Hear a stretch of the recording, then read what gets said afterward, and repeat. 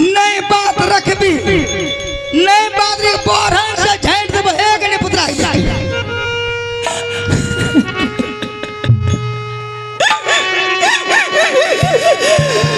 सारे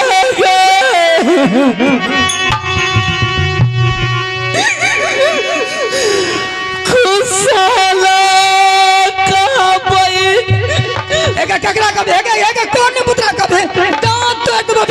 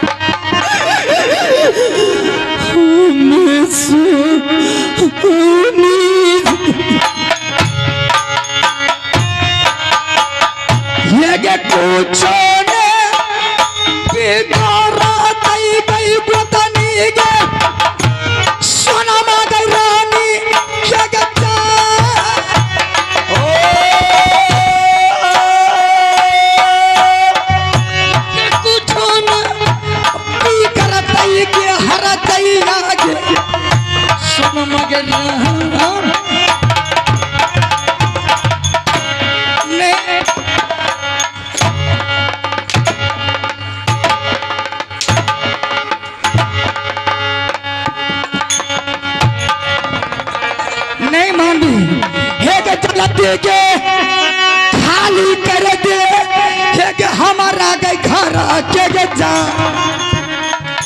एक चलती के खाली कर देगे हमारा हेगे महान के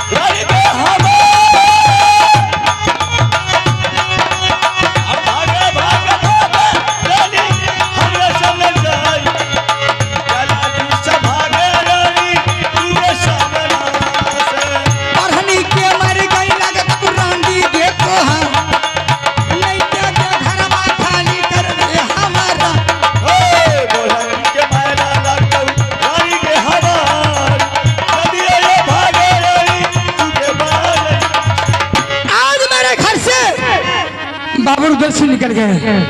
मैंने गोदले को बोला ही मेरी बात नहीं रखी। मैं सौतन को पिटाई करके घर से निकाल चुकी हूँ।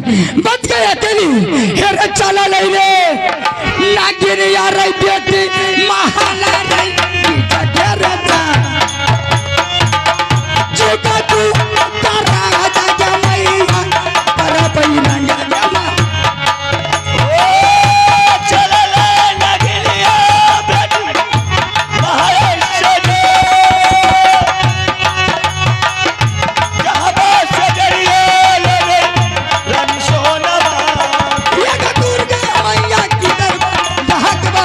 हमारा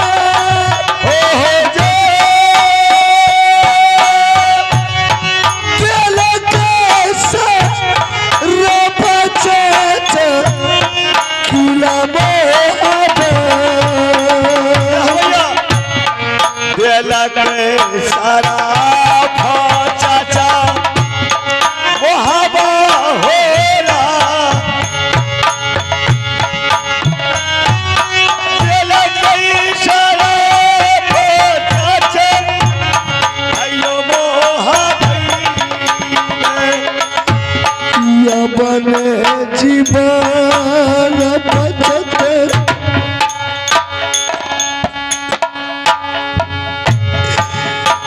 दुनिया बेचा ये बने जीवन बचत बाबुरू दसी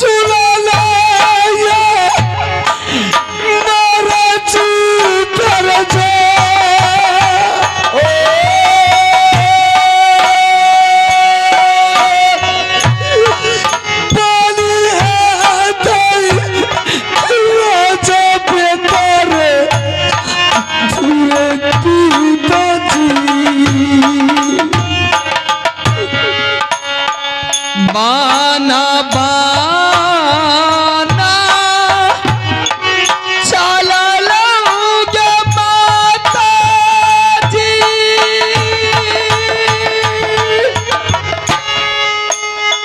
स्वामी क्या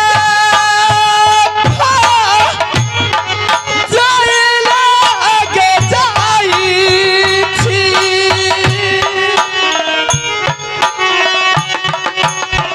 हम मिला गे स्वामी गई मोरा आज ना जी जहिना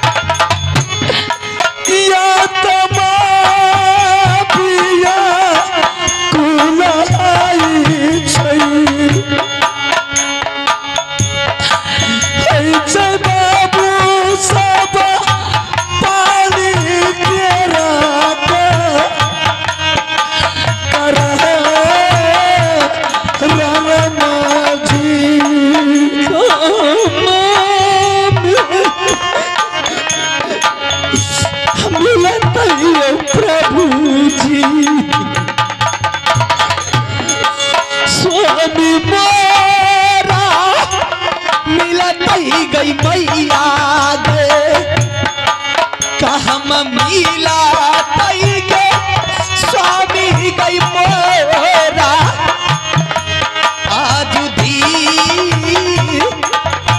ना जी के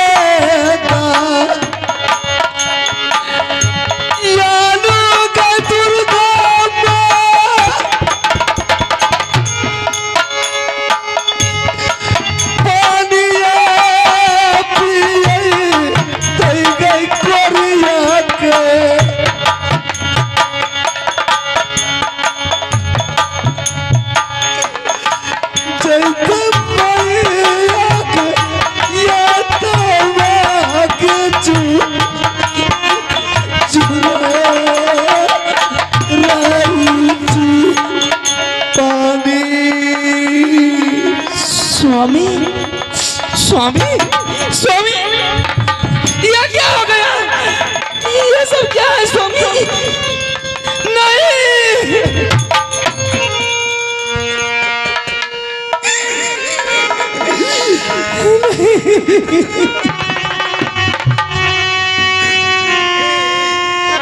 जीवन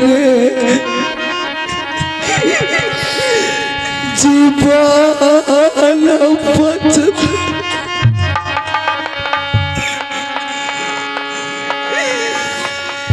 रानी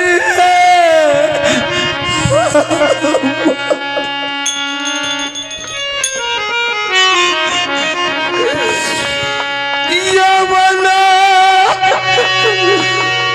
जीवन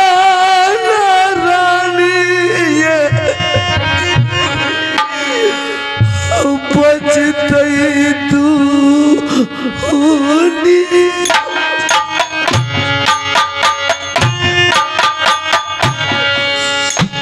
जरा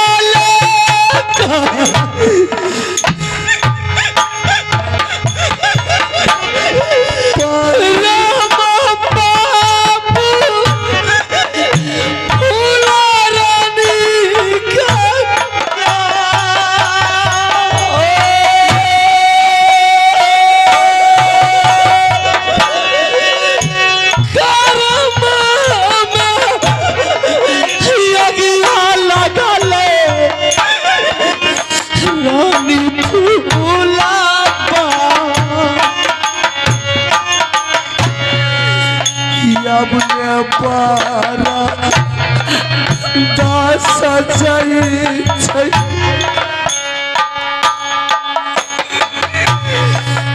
रानी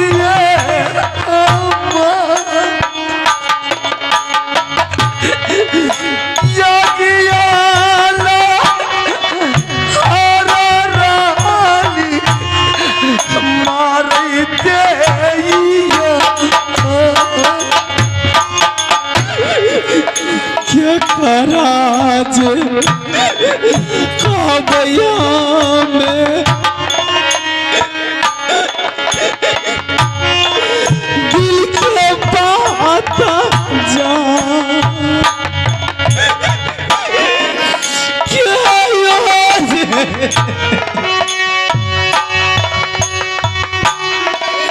सुनता बापू दिल के बातिया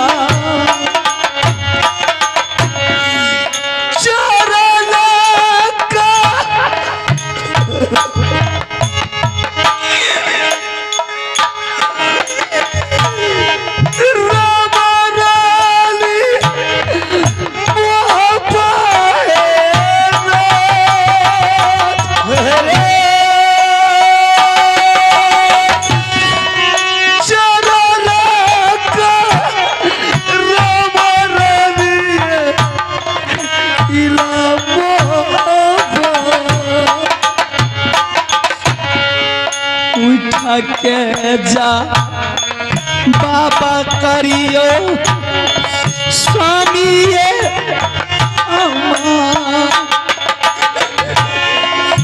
यही ले या भगली रानी ये तो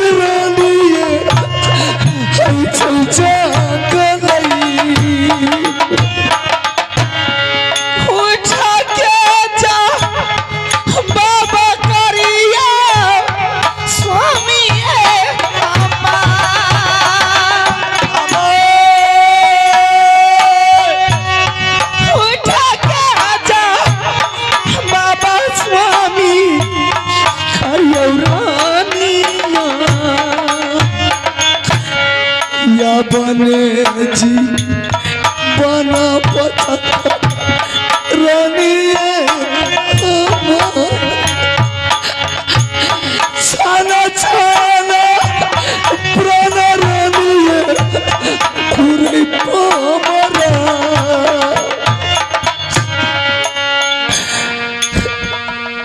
रानी ये क्या हाल बना रखे हैं आपने? मुझे कुछ नहीं हुआ रानी, तुम ये बता रानी। कम से कम रानी को भी जानकारी कर देनी चाहिए आपको। दुनिया की सबसे बड़ी दुश्मन मैं ही आपकी थी, जो इस हाल में आप इस हाल से आप गुजर रहे हैं, मुझे जानकारी नहीं दी। रानी चाचा ने मुझे श्राप दे दिया है रानी। तुम ये बता रानी कि जब से तुम्हारी दोला फना करके मैंने नरबल किला से राजमहल लाया रानी, कभी तूने अपने माल को छोड़ करके कभी दरबार तक नहीं आ रही थी, लेकिन आज तूने सबको त्याग करके राजमहल को छोड़ करके तूने ये जंगल आ गई रानी। ऐसा तूने क्यों किया? हर तुम्हारी बदन पर जो मैंने पीताम्बरी और साड़ी दिया था रानी, उसे तूने छोड़ छाड़ करके ये फटा पुराना पहन करके तूने जंगल आ गई रानी। ऐसा तूने क्यों किया? सुनने के लिए चाहते हैं रानी? क्या बात है, तूने क्यों आई है अपने महल को छोड़ करके इस जंगल में रानी? मैं सुनाती हूँ। एक रोज की बात है, बड़ी गोतनी रानी सोना ने मुझे बुला करके कहने लगी कि रानी फूला, आज तारीख से जो भी काम है सब काम तुम करेगी। नहीं रानी, मैंने ऐसा मेरा भाभी नहीं कर सकती है रानी। तुम झूठ बोलने के लिए आई है। क्यों मैं झूठ बोलूंगी? किस दिन रात के लिए झूठ बोलूंगी? फिर क्या हुआ? मैंने बोली बहन ऐसी कौन सी काम है जो मैं करूंगी? बड़ी गोतनी रानी सोना ने कहने लगी कि रानी फूला, आज तारीख से घर का जो भी काम है सब काम तुम करेगी। खाना बनाना, बच्चे को खिलाना, यहाँ तक कि दरबार में जाकर के झाड़ू लगाना जहाँ मंत्री और मुंशी देवान होंगे। मैंने इस बात से इनकार गई। जैसे ही मैंने इस बात से इनकार गई, मेरी झोटा को पकड़ लिया, नहीं रानी, जमीन पे गिरा दिया, लात मुक्का और झाड़ू की मार। जब वो लात मुक्का झाड़ू की मार से मारते मारते थक गई, बिजली कोरा मेरी बदन पर तोड़ दिए, तो जो साड़ियां आपने दुल्हन बना करके आपने नरबल किला से मोहवी किला लाए थे, वो साड़ियां दुशासन के तरह खींच करके धक्के मार करके बाहर कर दिया। नहीं रानी, बस कर, तुम अपने समाचार को रानी, बस कर। बेटी जब अपनी नैहर में रहती है ना, बेटी को अगर किसी तरह की तकलीफ होती है, किसी तरह की वातावरण होती है, तो माँ और पिताजी दोनों मिल करके बांट लेते हैं कि मेरी बेटी कष्ट का क्यों है। वही बेटी अगर ससुराल में रहती है ना, तो दुनिया में स्वामी के अलावा दुनिया में कोई नहीं होता है। बस कर रानी, बस कर। जो रानी सोना का तोला मैंने फना करके नहीं ना किला से राजमहल लाया, राज बाबा का मैंने मालो की रानी बनाया। चलिए आज मेरी फैसला कर दीजिए। आज वाले मेरे रानी को मार पीट करके भगा दिया। अगर आज फैसला नहीं कीजिएगा तो सर पटक पटक करके मर जाऊंगी। कल कहिए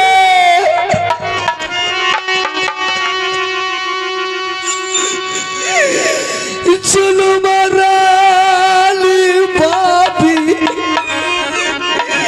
सलाम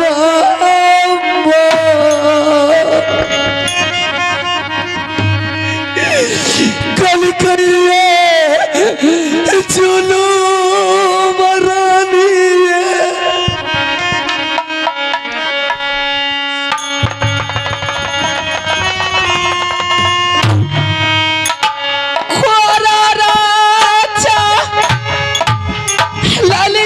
स्वामी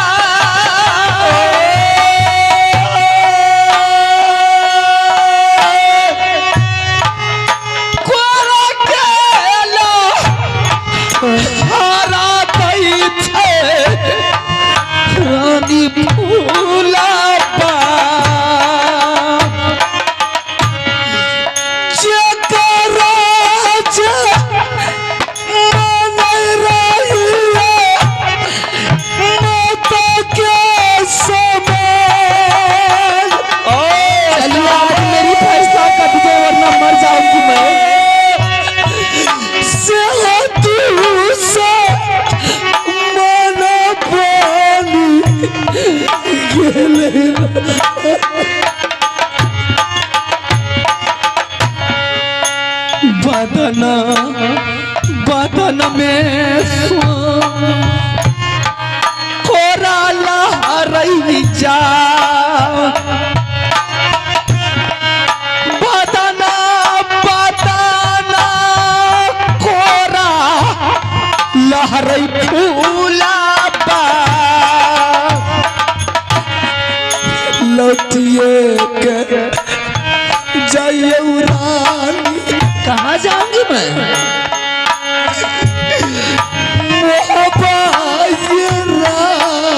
फिर मार खाने के लिए आपने भेज रहे हैं? नहीं जाऊंगी मैं।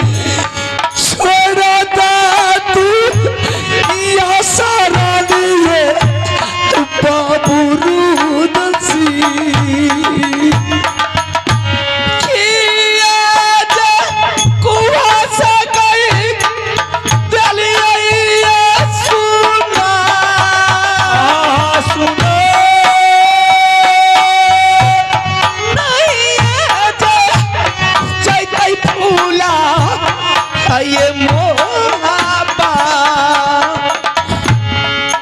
रानी। अच्छा नहीं किया भाभी सुना, आज मेरा बदन ठीक रहता रानी, जाकर के हरमजादी को जूड़ा काट लेता छोड़ता नहीं। लेकिन मैंने राज महबा जाने से कसम खा करके आया हूँ रानी। ये राज महबा वो कायर चाचा सैयद का है, मेरा नहीं है। ऐसा कराने क्या करोगे तुम? यहाँ से मुझे छोड़ करके वापस लौट करके राज मोहब्बत चले जा रानी। क्या? हाँ रानी, मेरी ममता तू अपनी आत्मा दिल से निकाल दे रानी। चले जा राज मोहब्बत, कम मेरा प्राण छूट जाएगा रानी, उसका कोई ठिकाना नहीं है। 5 वर्ष का बेटा है रानी, कनबज स्कूल में पढ़ता है। जब वो बेटा कनबज स्कूल से राज मोहब्बत आएगा रानी, तुम्हारे बेटा को कौन भोजन देगा खाने के लिए, कौन पानी देगा पीने के लिए रानी? तो मेरी ममता को छोड़ करके वापस लौट करके राज मोहब्बत चली जा। अब मैं इस हाल में आपको छोड़ करके चली जाऊंगी? चली जा रानी, मेरा फिक्र मत कर रानी। फिक्र मुझे बेटा अमरजीत सिंह का है रानी, जिस बेटा के लिए वो दुश्मन ने मुझे शराब दिया है रानी। तुम यहाँ से वापस लौट करके चली जा। काला आपने अच्छे थे, आपके कमर में लंगी तलवार और बाजू में ताकत थी। यहाँ तक कि दुनिया आपको देखती थी, सलामी ठोकती थी। आपसे दुनिया थर्रा जाती थी डर से। माँ के घर में अगर बच्चा रोता था तो वो माँ के घर में ही मुंह को बंद कर लेता था डर से। आकाश में अगर पक्षी बेचारी उड़ती जाती थी, आपका आवाज सुनने से वो डर से पंख को मोड़ लेती थी। कितना छतरी को दरिया में पेशाब हो जाता था। दरबार में आपने बैठते थे तो सभा लग जाते थे। आज आपके शरीर में कुष्ठ हो गया है, सब छोड़ करके चला गया है, तो क्या रानी भी बेचारी छोड़ करके चली जाएगी? रानी, ना किसी ग्रंथ ना किसी पुराण में लिखा हुआ है कि पति को कुष्ठ हो जाने के बाद या पति को कष्ट हो जाने के बाद रानी अपना महल को लौट जाए। रानी, समझ गया कि तुम मेरे भाभी की डर से राज मोहब्बा नहीं जाएगी। ठीक है, अगर तुम राज मोहब्बा नहीं जाएगी रानी, यहाँ से वापस लौट करके चली जा अपने नेहर नरबल किला रानी। किस लिए मैं जाऊंगी? तुम अपने माँ और पिताजी को बोलना रानी, मेरे जीते ही जिंदगी में रानी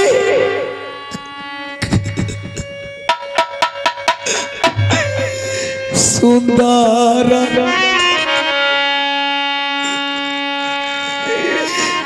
दुल्हा करी। क्या? फिर मैं दूसरी शादी कर लूंगी? रानी, एक मेरी नसीब में ऐसी लिखी हुई थी कि इस हाल में जी रही हूँ, दूसरा कैसा होगा नहीं होगा ये इसका कोई गारंटी नहीं है। छोड़ दे,